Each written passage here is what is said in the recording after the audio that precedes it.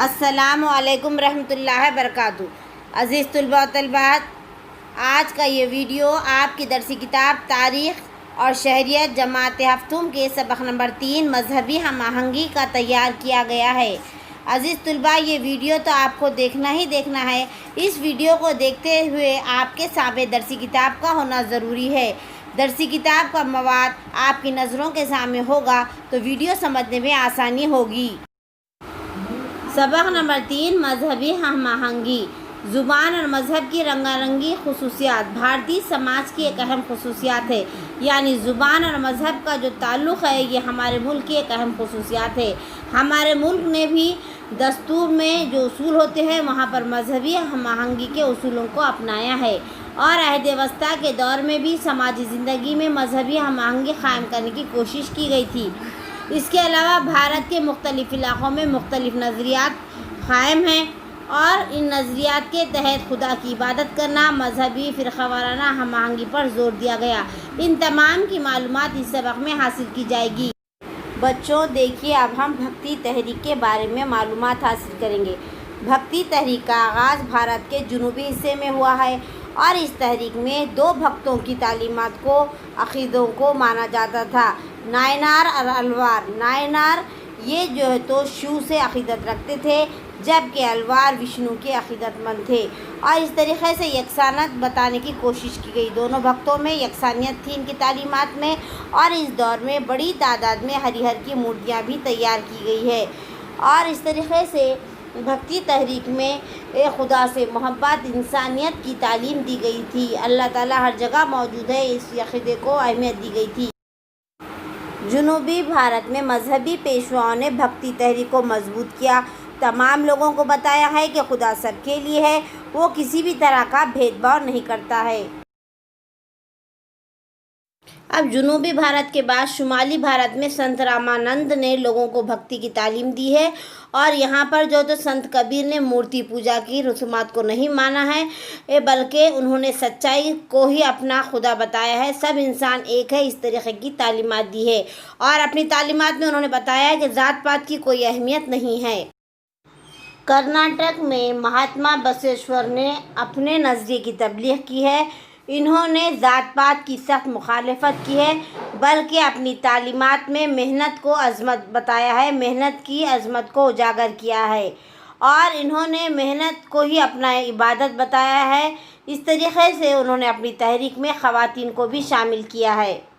چلیے، مہانوبھاو فرقہ۔ مہانوبھاو فرقہ دراصل 13ویں صدی میں چکردھر سوامی نے اس کی بنیاد مہاراشٹر میں ڈالی ہے۔ یہ فرقہ کرشن بھکتی کو عام کرنے والا ایک طریقہ تھا۔ دراصل چکردھر سوامی کے ٹیچر شری گووند پربھو تھے۔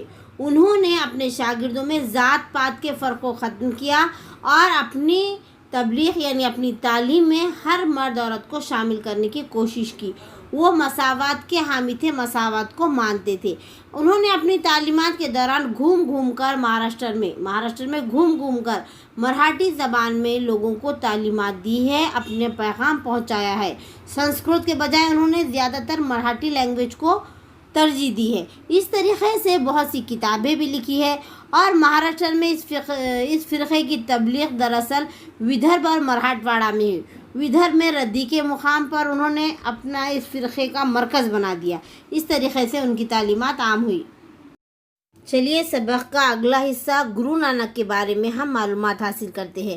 گرو نانک دراصل سکھ مذہب کے بانی تھے، اور وہ سکھوں کے اولین گرو مانے جاتے، استاد مانے جاتے ہیں، اور مذہب کے تعلق سے ہم آہنگی کے لیے ان کی بہت ساری کوششیں قابل ذکر ہے۔ انہوں نے ہندو اور مسلم زیارت گاہوں کی دورے بھی کیے ہیں، ان کا مطالعہ بھی کیا ہے۔ یہ بات ان کے ذہن میں آئی کہ عقیدت کا جذبہ ہر جگہ یکساں ہے۔ گرو نانک کے بعد سکھوں کے مزید 9 گرو ہوئے ہیں۔ گرو گوبند سنگھ سکھوں کے 10ویں گرو تھے۔ ان کی تعلیمات کو یہ لوگ مانتے ہیں۔ سکھوں نے گرو گوبند سنگھ کی ہدایت کے مطابق گرو گرنتھ صاحب کو بھی اپنا گرو تسلیم کیا ہے۔ دیکھیے بچوں، ہر قسم کے صوفی ہو یا گرو ہو یا سنت ہو، ان تمام لوگوں نے مل جل کر رہنے کی تعلیم دی ہے، اور عقیدت کو جو ہے تو اپنے اپنے عقیدے کو یکساں جذبہ رکھنے کی تعلیم دی ہے۔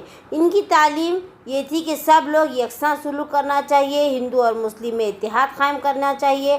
انہوں نے لوگوں کو اخلاق کی تعلیم کا پیغام دیا ہے، اس طریقے سے سب کو مل جل کر رہنے کی تعلیم دی ہے۔ گرو گوبند سنگھ نے جو تعلیم دی اس سے بہت سے لوگ متاثر ہوتے ہیں۔ ان کے پیروں کی تعداد دن بدن بڑھتی گئی ہے اور ان کے پیروکاروں کو سکھ کہا جاتا ہے۔ اس طریقے سے ان کے سکھوں کی ایک مقدس کتاب بھی ہوا کرتی ہے اور ان کی تعلیمات گرو نانک، سنت نامدیو اور سنت کبیر کی تخلیقات شامل ہیں۔ صوفی تحریک دراصل صوفی مسلمانوں کا ایک فرقہ ہے۔ یہاں پر اللہ ایک ہے اور وہی ساری کائنات کا مالک ہے۔ اس طریقے سے جو تو صوفیہ اکرام نے اپنا عقیدہ پیش کیا ہے۔ صوفیہ اکرام نے یہاں بتایا ہے کہ ہمیں اپنی زندگی سادگی سے گزارنا چاہیے، تمام مخلوق کے ساتھ محبت سے پیش آنا چاہیے اور خدا کی ذات پر مکمل بھروسہ رکھنا چاہیے۔ اللہ تعالیٰ ہر جگہ موجود ہے اور وہ تمام کائنات کا مالک ہے۔ اس طریقے سے صوفیہ اکرام نے اپنی اپنی رائے کے ذریعے تمام لوگوں کو تعلیمات دینے کی کوشش کی ہے اور انہوں نے نہایت سادگی کے ساتھ تمام مذہب کے ماننے والوں کے ساتھ اپنے حسن اخلاق سے انہیں جو ہے تو وہ اچھائی کی تعلیم دینے کی تعلیم دی ہے۔ اس طریقے سے یہاں پر مخلوقات کے ساتھ محبت سے پیش آنا ہے، تمام لوگوں کے ساتھ مساوات کا سلوک کرنا ہے اور جو ہے تو اللہ تعالیٰ ایک ہے، وہ ہر جگہ موجود ہے اور ہر چیز پر اللہ تعالیٰ قادر ہے۔ اس طریقے کی تعلیم دی ہے۔ اب ہم یہ سبق کے ایک دم اختتامی پوائنٹ پر ہے۔ عام لوگوں کے لیے سنتوں کے بتائے ہوئے طریقے ہو یا جو ہے تو گروؤں کے بتائے ہوئے طریقے ہو یا صوفی کے بتائے ہوئے طریقے ہو، تمام طریقوں میں ایک بات یکساں ہے کہ ہمیں تمام لوگوں کے ساتھ اپنائیت کا سلوک کرنا ہے۔